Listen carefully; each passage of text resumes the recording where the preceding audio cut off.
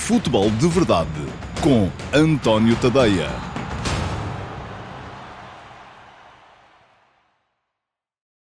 Ora, então, olá a todos, muito bom dia. Sejam muito bem-vindos à edição número 78 do Futebol de Verdade para a temporada de 2023-24. Hoje é quinta-feira, dia 23 de novembro de 2023. É véspera de sexta, como acontece sempre à quinta-feira, e, portanto, amanhã, já sabem, meio-dia e meia, vamos ter aqui no meu canal de YouTube a live semanal. Aquele dia da semana em que eu, durante 45 minutos, estarei aqui em direto convosco, disponível para conversar, para ler os vossos comentários no direto, para responder às perguntas que me deixem no live chat durante o direto, para vos dar também algum protagonismo na interatividade que eu imaginei como sendo a versão ideal para este Futebol de Verdade. Portanto, já sabem, amanhã, meio-dia e meia, apareçam, estejam por cá no direto. O direto vai durar, como dura sempre, do meio-dia e meia até às 13h15. E, fatalmente, é o dia em que o Futebol de Verdade não atrasa. Porque isto já vos expliquei com todas aquelas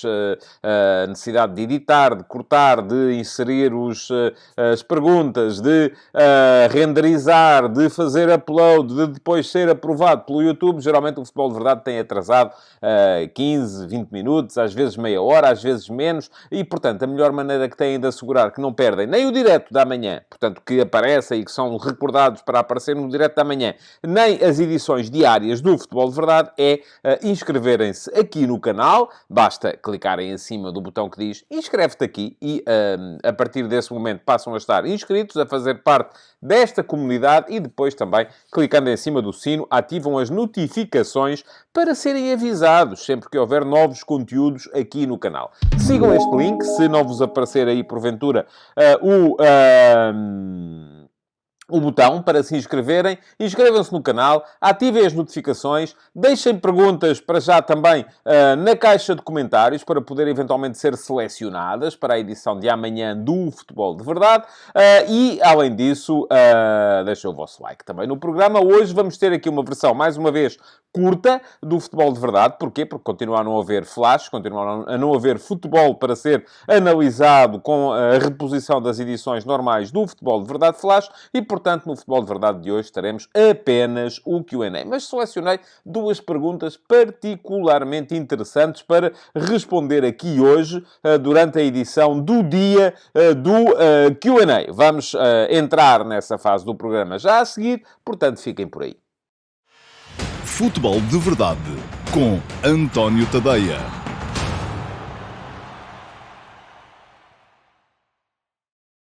Ora, vamos lá então responder às perguntas que selecionei para a edição de hoje do Q&A. E já sabem que as perguntas chegam sempre, uma delas diretamente aqui da caixa de comentários do meu canal de YouTube. Portanto, quem comentar o programa de hoje na caixa de comentários, não apenas no live chat, pode deixar perguntas e elas serão submetidas a concurso para uma delas ser escolhida para ser respondida aqui amanhã, no Futebol de Verdade de amanhã, no Q&A do Futebol de Verdade de amanhã. E depois há também uma pergunta selecionada no meu servidor de Discord, na chatroom Perguntas do Discord, no meu servidor de Discord, ao qual acedem os subscritores premium do meu Substack, em tadeia.substack.com. Há duas perguntas, não é preciso ser subscritor do Substack para ter as perguntas respondidas aqui no YouTube, porque todos os dias aparece aqui uma pergunta selecionada entre as que são deixadas por qualquer um de vocês, eu nem sei quem são, na caixa de comentários do programa. A primeira pergunta para hoje é precisamente a do YouTube. Isto é um programa de YouTube e, portanto, o YouTube aqui tem primazia, e já está aí à vossa frente. E é uma pergunta que foi deixada pelo Jorge... Não, o Jorge Fernandes era o de ontem. Peço desculpa, estou a olhar para a pergunta de ontem, não era esta que eu queria. Pelo Vítor Gonçalves. Assim é que é. Bom, o Vítor Gonçalves deixou a seguinte questão. Boa tarde, António. Continuando no tema da SAD, qual a sua opinião em relação a anos recentes em que SADs de um determinado clube se separam para ir juntar-se a outro clube e que este não necessite de começar das distritais ou de uma divisão mais abaixo? Casos da B-SAD, que se juntou ao Cova da Piedade, do Vila Franquense SAD, que se juntou ao Aves, no AVS, ou ao Sintra Futebol com o Estrela da Amadora. E se isto também acontece lá por fora, desconheço. Muito obrigado. Obrigado, Vítor, pela pergunta. Este é dos temas que eu gosto mais de acompanhar. Enfim, eu acho que é uma marca um bocadinho distintiva daquilo que vou fazendo, tanto aqui no Futebol de Verdade, como também no Substack, porque vou dando sempre muita atenção a estas questões da propriedade dos clubes. E deixe-me que lhe diga que esta é uma questão que está a ser acompanhada com muita atenção, quer pela UEFA, quer pela FIFA. Foi, inclusive, recentemente posto em prática um sistema de licenciamento que impede que um clube que não tenha pelo menos 3 anos de existência possa aceder às competições europeias. Há um acordo entre a FIFA e a FIFPro para tentar criar dificuldades a insolvências fraudulentas que se destinem apenas a impedir o pagamento de dívidas por parte de clubes. Porquê? Porque muitas vezes era fácil aos clubes, têm uma dívida gigantesca, o que é que fazem? Declaram insolvência, declaram falência e a seguir o clube das duas uma. Ou fecha e começa do zero e fica toda a gente a arder com o dinheiro, ou até... Pior do que isso, em vez de fechar, antes mesmo de fechar, são transferidos os seus ativos para uma outra empresa. Essa outra empresa, que muitas vezes até é dos mesmos investidores, tem os mesmos sponsors, tem os mesmos funcionários, só não tem a mesma dívida. E isto é uma coisa que é possível quando falamos do tecido empresarial, quando falamos da legislação. Há sempre maneiras, e os advogados das grandes empresas, das grandes multinacionais, vão sempre encontrando maneira de driblar a legislação existente, e isso leva também a legislação a evoluir, e enfim, andamos sempre nesta dialética permanente, mas acaba por haver muitas maneiras de virar frangos, conforme se diz na gíria. Bom, em relação aos casos que aí apresenta, deixe-me só dizer-lhe que o caso Cova da Piedade Bessade acabou por ficar em águas de bacalhau. Mas há vários casos, de facto, em que a situação foi duvidosa. E estamos aqui a falar, por exemplo, do caso Estrela da Amadora com o Sintra Futebol. O Sintra Futebol, que tinha uma licença para disputar as competições profissionais, acabou por vender ou ser alvo de uma fusão com o Estrela da Amadora, que deveria começar de baixo, como começou, por exemplo, o Belenenses, que entretanto já chegou à segunda Liga, e assim sendo, o Estrela da Amadora acabou por poder começar mais acima e chegar com mais rapidez à primeira divisão, onde está neste momento. Aconteceu agora, esta época, uma situação muito semelhante com a compra da licença para competir nas provas profissionais do Vila Franquense, ou da SAD do Vila Franquense, que, por sua vez, abdicou, por parte dos investidores que criaram o Aves Futebol, o AVS, que está a competir na segunda Liga. Portanto, isto não é uma situação que seja irregular. Não é sequer uma situação que seja terceiro-mundista, como já vi. É verdade que não temos muitos casos destes em campeonatos reconhecidamente importantes. É uma situação que acontece muito no leste da Europa. Eu já vou falar aqui de um par de casos para vos elucidar. Mas é uma situação com a qual eu fui confrontado a primeira vez até no desporto norte-americano. Portanto, é uma situação muito mais próxima daquilo a que se pode chamar um capitalismo ultraliberal do que do terceiro mundismo a que muitas vezes querem associá-la, dizendo que isto só acontece na Bulgária e na Roménia e por aí afora. Bom, deixa-me contar-vos uma história. A NBA começou a aparecer em Portugal, fruto do trabalho do meu grande amigo Carlos Barroca, na década de 80, na RTP. Na altura, toda a gente se lembra daqueles slogans. Enfim, houve uma estratégia de internacionalização da NBA que parte dos Estados Unidos, como é evidente. Começam a ser disponibilizados conteúdos televisivos e a ser investido na divulgação desses conteúdos pelo mundo inteiro.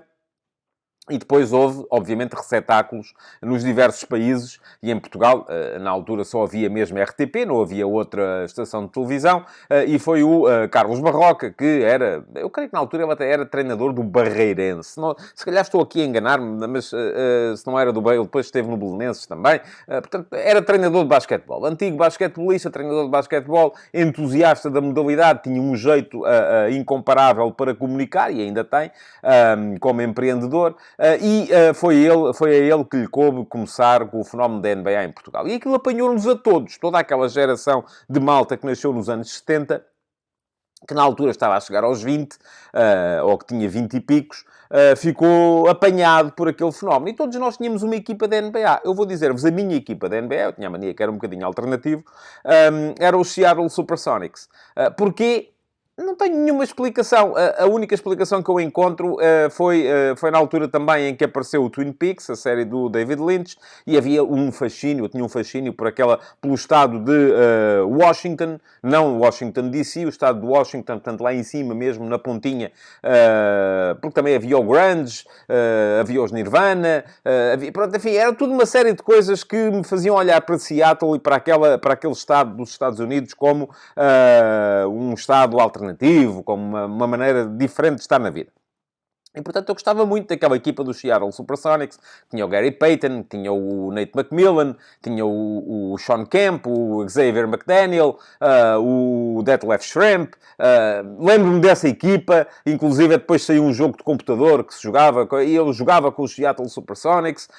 Portanto, era a minha equipa da NBA. E houve uma altura ali, até creio que já foi depois em meados da década de 90, em que os Supersonics chegaram a ganhar a Conferência Oeste, ou se não chegaram a ganhar, enfim, andaram lá próximo. Também não tenho muitas certezas a este respeito. Depois comecei a trabalhar, a ter mais o que fazer, desliguei-me muito da NBA. Hoje em dia, muito francamente, sei zero sobre a NBA, mas aqui há tempos tive a curiosidade de ir ver como é que estava o Seattle Supersonics para perceber que já não existem. Agora a franchise mudou de Seattle para Oklahoma e, portanto, deixou de haver Seattle Supersonics. Isto é uma coisa que acontece muito no desporto norte-americano. As franchises que estão colocadas numa determinada cidade, a liga atribui a franchise àquela cidade, mas depois, de repente, o dono da franchise acha que não é naquela cidade que está bem, ou porque não recolhe os apoios suficientes por parte das câmaras municipais, ou porque não tem adeptos suficientes para manter um negócio vivo e, portanto, acaba por decidir mudar a equipa de uma cidade para outra. Acontece muito no desporto norte-americano. Portanto, nós passamos a vida aqui a dizer que o desporto norte-americano é um exemplo. Também não podemos agora, de repente, vir a dizer que estas coisas que nós fazemos de vez em quando, que são próprias do desporto norte-americano, são terceiro-mundistas, ou são fruto de algum capitalismo selvagem. Sim, são. Agora, a questão que se coloca aqui é de impedir que elas sejam fraudulentas. Isto é, de impedir que elas sirvam para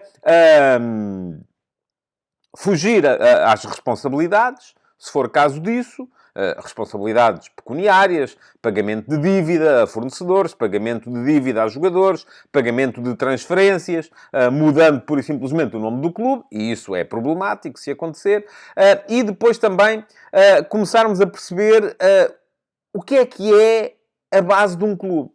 E cada vez mais é tido como, enfim, não sei se isto pode ser tido como objeto jurídico, não tenho sequer essa noção, mas cada vez mais é tido como fundamental, na base de um clube, aquilo que é a sua alma, que são os seus adeptos.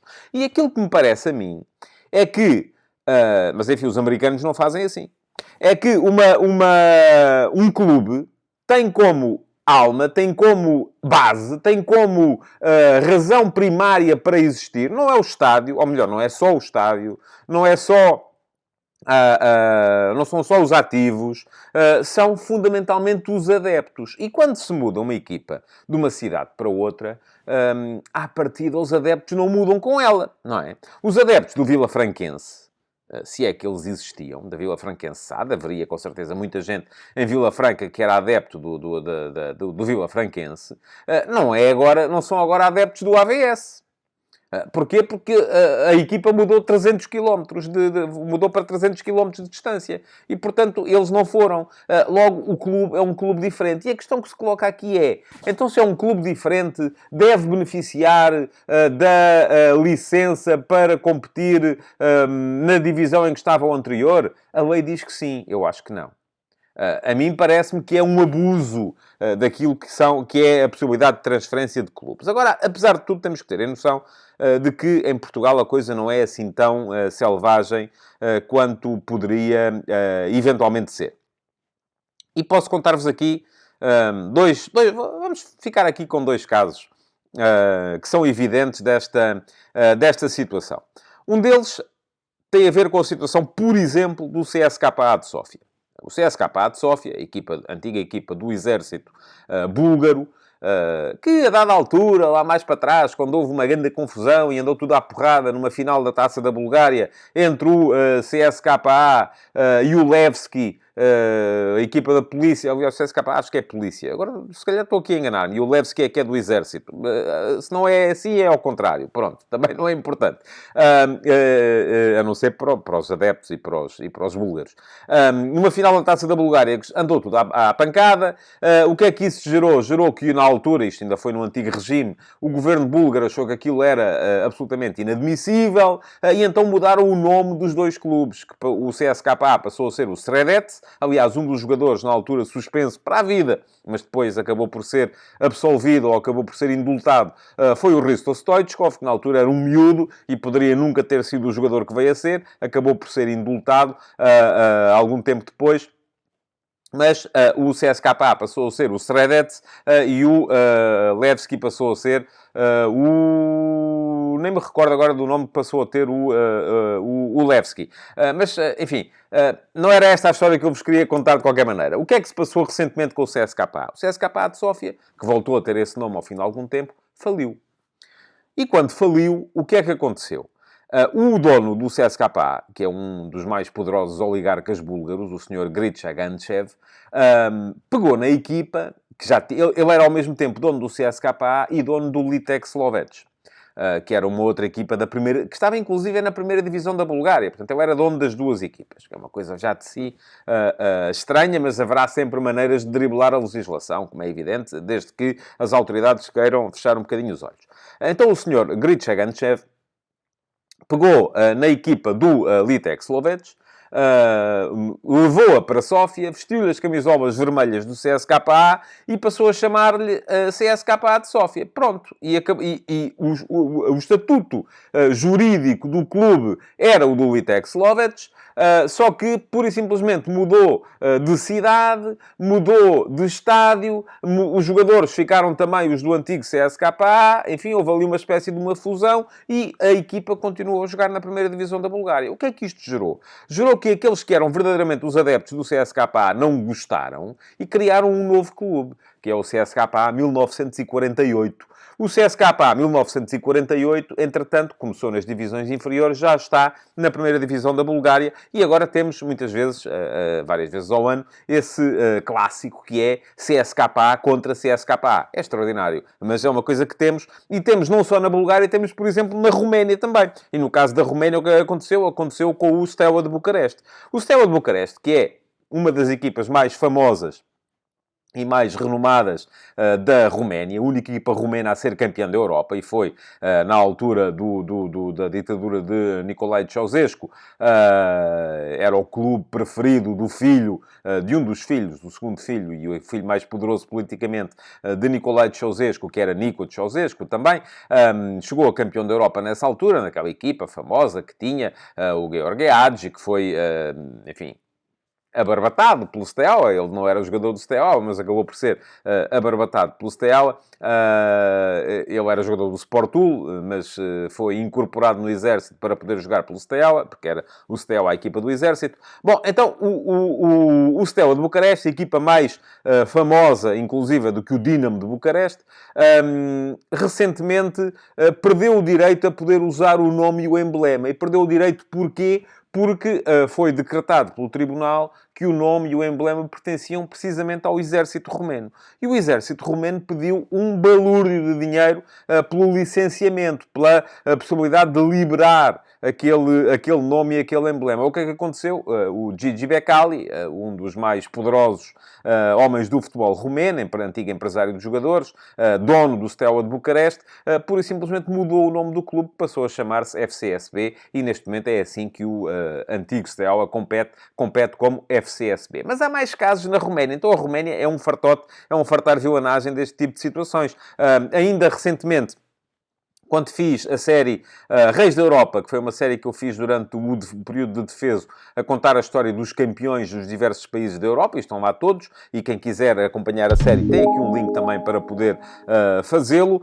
Vos falei não só do caso do atual campeão da Roménia, que é o FCV Constanta. O FCV Constanta resultou da fusão do antigo Farul, que faliu, com o Vitoriul, que foi a equipa que o Gheorghiagi fundou do zero para fazer crescer os jogadores da Academia de Futebol que ele fundou também ali na zona de Constanta, da qual ele é originário. Mas há também o caso, por exemplo, da Universidade de Craiova. A Universidade de Craiova, aliás, no artigo dos Reis da Europa relativo à Roménia, é entrevistado o Raul Silva, o antigo defesa central brasileiro do Marítimo e do Sporting Clube Braga, que está a jogar precisamente no Craiova, e ele explica lá na entrevista exatamente qual é que é a diferença entre o Universitatea Craiova e o clube da Universidade de Craiova. Parece que é a mesma coisa, mas não é. São dois clubes diferentes. Porquê?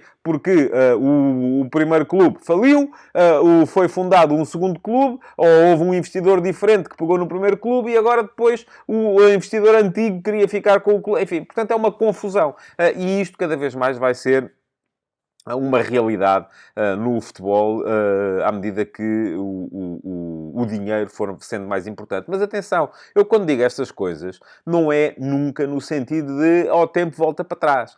Vamos lá, isto era bom, era quando não havia dinheiro. Não é nada disso que eu estou a dizer. O futebol e o dinheiro, neste momento, são absolutamente inseparáveis. E é normal que assim seja, como é normal que seja em qualquer fenómeno de massas. Se há muita gente interessada em ver os jogos, obviamente isto vai gerar negócio, e o importante aqui é que o negócio seja regulado. É só por isso que eu me bato, não é nunca, não venham para cá, porque apanham trânsito, com aquela conversa do opa, isto era bom, era quando os jogadores jogavam por amor à camisola, e eu tenho a felicidade de privar de vez em quando com alguns antigos jogadores, aqueles jogadores que foram os meus ídolos de infância, e vejo que alguns deles, enfim, não estão na melhor das situações. E não estão na melhor das situações porque, sendo pessoas de mérito reconhecido e de importância extraordinária na história do futebol português, nunca ganharam o dinheiro que se calhar deveriam ter ganho, tendo em conta aquilo que geravam. Portanto, meus amigos, a luta não é a minha, pelo menos não é acabar com o dinheiro no futebol. Não é voltar ao futebol de há 50 anos, ao futebol do amor à camisola, ao futebol em que os jogadores não eram recompensados. Não. O dinheiro e o futebol são, neste momento, absolutamente inseparáveis.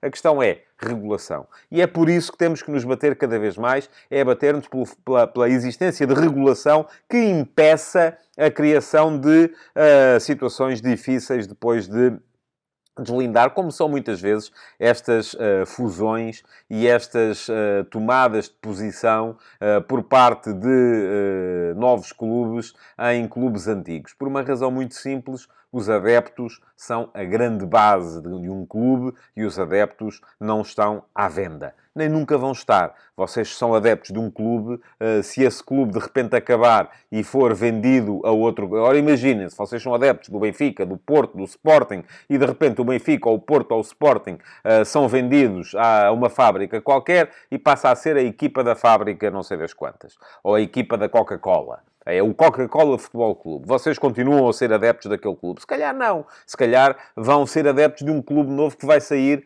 sob a designação antiga, com o espírito antigo e com o emblema antigo e essas coisas todas, não é? Se calhar é isso que vos faz sentido. Portanto, deveria esse novo clube ficar com a posição... Não, isto tem que ser sempre muito bem regulado, regulamentado, porque também depois, se calhar, não seria possível lá o clube antigo, sem o dinheiro e sem os jogadores, ficar na posição em que estavam. Isto é uma situação muito complicada de lidar. E por isso mesmo, não há nada como passar à pergunta seguinte. Já sabem, já vos deixei o link para poderem inscrever-se aqui no canal. Façam-me o favor de o fazer, mais uma vez, se ainda não o fizeram, e de ativarem as notificações para poderem ser avisados sempre que houver novos conteúdos aqui no canal. E há futebol de verdade todos os dias, às vezes mais do que uma vez por dia. Portanto, passamos à segunda questão para hoje, e a segunda questão para hoje é a questão que me foi deixada no Discord, E a questão deixada no Discord foi deixada aqui pelo Filipe Oliveira. Já estão a vê-la aí à vossa frente. Pergunta ao Filipe o seguinte. Bom dia, António. Após mais uma jornada de qualificação sul-americana para o Mundial, o Brasil segue em sexto lugar, o último de apuramento direto. Será que a irresponsabilidade da CBF em ter tido 2 treinadores interinos num ano, quando espera por Ancelotti, não terá sido um erro? Será que a falta de referências também tem influência? Será que a constante entrada de jogadores novos, ao contrário de nós, também será uma das causas? Qual a sua opinião? Um abraço. Um abraço para si, Filipe, também.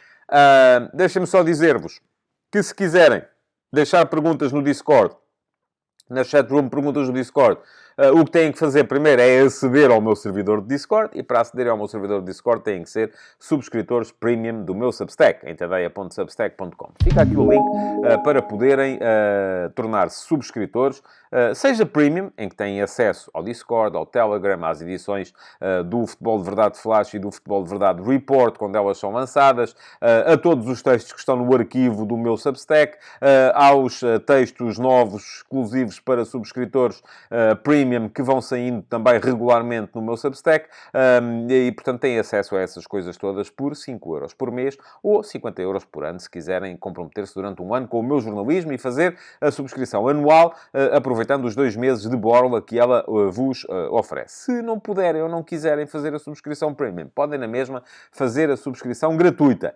E aproveito para vos lembrar que está em curso neste mês de novembro, e está quase a chegar ao final de novembro, um giveaway. Vou dar 5 subscrições premium do meu Substack àqueles que mais partilhas fizerem dos conteúdos do meu Substack. Vão ter acesso durante um mês à subscrição premium sem pagar rigorosamente nada. Mas vamos lá embora responder à pergunta do Filipe, que tem a ver com esta nova seleção do Brasil. Primeira questão, e que vamos colocar de lado. Irresponsabilidade? É bem possível que sim. Mas qual vai ser o custo dessa irresponsabilidade? Eu acho que vai ser zero. É absolutamente impossível uma seleção como o Brasil ficar fora do próximo campeonato do mundo. O Brasil perdeu os últimos 3 jogos. Com o Uruguai, com a Colômbia e com a Argentina. Antes disso tinha empatado. Portanto, neste momento segue com 6 jogos e 7 pontos, resultantes de 2 vitórias com que abriu a qualificação e um empate. E depois, a seguir, perdeu 3 jogos. Portanto, mesmo assim está em 6º lugar, e o 6º lugar em 10 equipas, e o 6º lugar dá acesso direto ao Campeonato do Mundo. Aliás, das 10 seleções que se inscrevem no Campeonato do Mundo, na América do Sul, 6 apuram-se diretamente e uma 7ª ainda vai jogar um play-off. Portanto, aquilo ali é quase como tem 2 pernas, consegue correr, então está apurado para o Mundial. Enfim, é quase impossível uma seleção não se apurar para o Campeonato do Mundo. Agora, portanto, irresponsabilidade sim, terá havido alguma. Mas faltam 12 jornadas. E nas 12 jornadas que faltam, de certeza que o Brasil vai ficar num dos 6 primeiros lugares. Aliás, neste momento mesmo, e desculpem lá, estou aqui com uma comichãozita que é chata no nariz.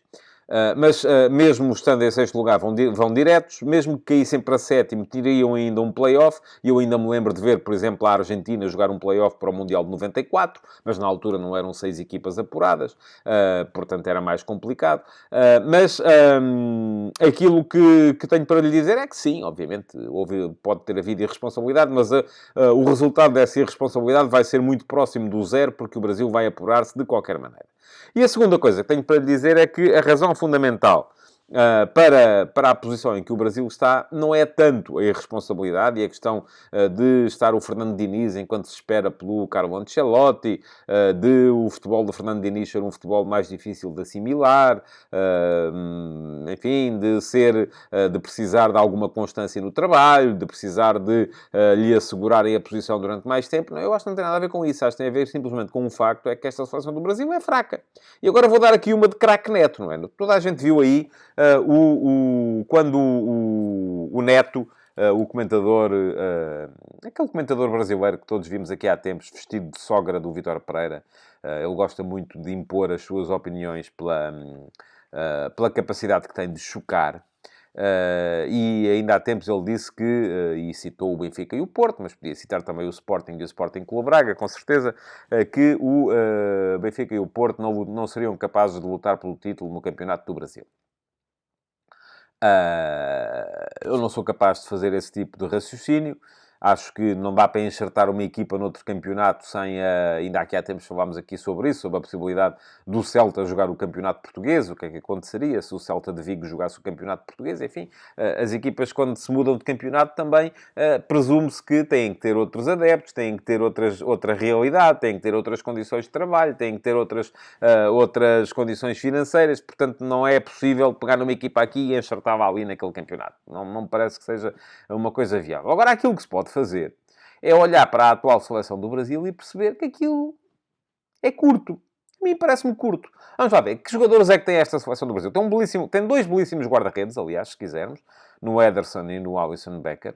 Depois olha-se para a defesa e percebe-se que está lá o Marquinhos. Enfim, é um excelente jogador. Gosto muito do Marquinhos. Tenho alguma dificuldade em compor um quarteto defensivo de grande qualidade com os jogadores brasileiros da atualidade. Até o Ian Couto, se lembram do Ian Couto, jogou no Sporting Clube Braga, aqui há tempos, emprestado pelo Manchester City. Neste momento está a jogar no Girona de Espanha, mas está a jogar até muitas vezes como extremo-direito e não tanto como lateral direito. Mas até o Ian Couto está lá a jogar pela seleção. Enfim, temos ainda se pode ir buscar o Danilo, há o Gabriel Magalhães. Há uma série de jogadores ali, mas não há, assim, não há a capacidade de formar uma defesa de nível mundial. Olha-se para o meio-campo. Enfim, há um Casemiro que já não vai durar muito mais tempo. Há um André, que é um médio que eu gosto muito, está ali a aparecer, e acho que vai ser um valor de futuro, mas depois é preciso compor o meio-campo com um jogador como o Joelinton, enfim, que não é craque de primeira nem de segunda escolha no futebol europeu. O Bruno Guimarães, gosto muito do Bruno Guimarães, mas também, enfim, não é um craque daqueles que a gente se lembra se tivermos que citar os 50 melhores jogadores do futebol da Europa.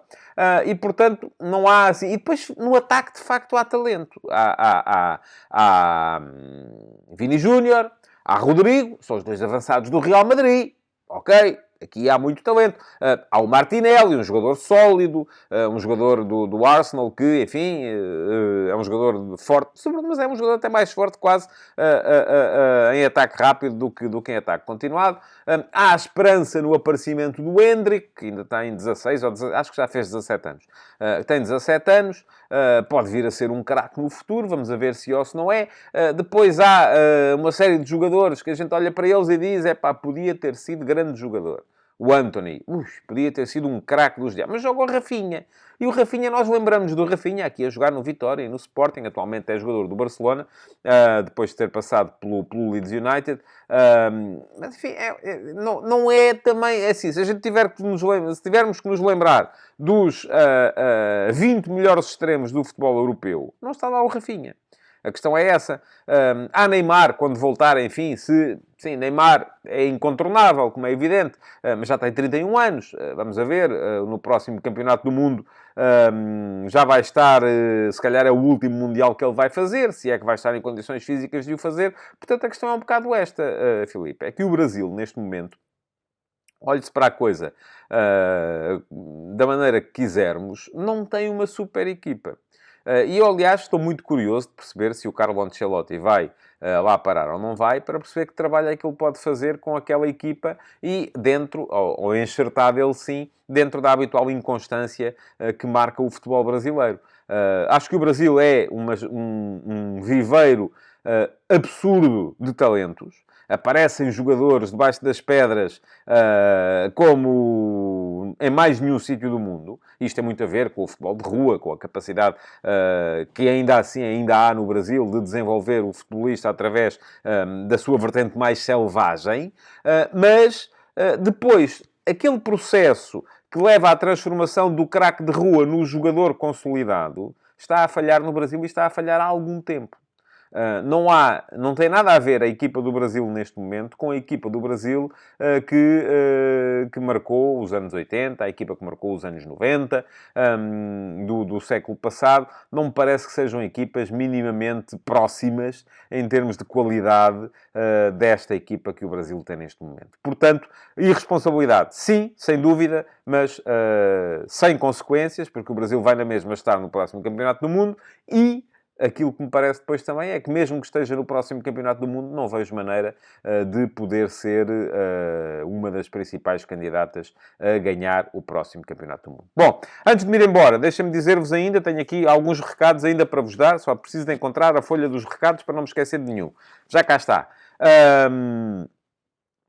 Já vos deixei o link para poderem aceder ao meu Substack, já vos deixei o link para se poderem inscrever aqui no YouTube. Falta-me dizer-vos que hoje de manhã, no Último Passe, que é a minha crónica matinal de reflexão sobre a atualidade futebolística nacional e internacional, hoje virei-me mais lá para fora, e hoje de manhã, no Último Passe, no meu Substack, escrevi sobre as indicações que estão a ser dadas aos árbitros da Premier League, aos árbitros que estão na posição de VAR, para passarem a chamar o árbitro de campo aos monitores, mesmo que não haja um erro claro e óbvio, para impedir a continuação da marcação daquilo que os ingleses chamam, e eu também chamo, porque acho que é verdade, os soft penalties, ou os penaltizinhos. Enfim, os penaltis da tanga, muito basicamente. Em que há um contacto, em que o jogador poderia perfeitamente continuar a disputar a bola, mas opta por se deixar cair, porque sente o contacto e, muitas vezes, os árbitros apitam, e se os árbitros de campo apitam, o VAR não chama. E não chama porquê? Porque não é um erro claro e óbvio, porque houve contacto. Ora, aquilo que os ingleses, que ainda há 2 semanas, achavam que o VAR não era para acabar, porque e tal, havia demasiado VAR, os jogos eternizavam-se, demoravam muito tempo. Então agora, neste momento, já acham ao contrário, porque afinal de contas é preciso chamar os árbitros ao VAR para verem, porque senão marcam-se demasiados penaltis e é uma vergonha, e o futebol, não sei o quê, é um desporto de contacto, e pronto, ok. Vá a gente entendê-los. Eu gosto muito da Premier League, gosto muito do futebol inglês em geral, sou fã há muito, muito tempo, mas também é preciso entender ali um bocadinho a idiosincrasia daquela gente, e não é uma idiosincrasia fácil de lidar com ela. Neste momento eles estão a ir um bocadinho em contraciclo com aquilo que é uma tendência, e que também era a deles, até há pouco tempo, para reclamar menos VAR, agora já querem mais VAR. Porquê? Porque é preciso acabar com os soft penalties. Eu não quero achar que isto teve tudo a ver com o facto de eles terem empatado o jogo na Macedónia por causa de um penaltizinho da tanga, de facto, porque foi isso que aconteceu nesse jogo. Foi um penaltizinho da tanga marcado a favor da Macedónia pelo VAR, precisamente. Portanto, os ingleses não querem isso, pelo menos quando for contra eles. Quando for a favor, a gente logo vê. Bom, amanhã há live, já sabem, 12h30, aqui no meu canal de YouTube, apareçam.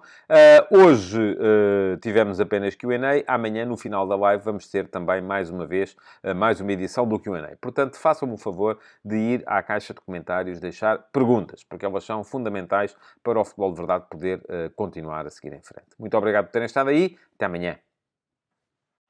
Futebol de Verdade, de segunda a sexta-feira, às 12h30.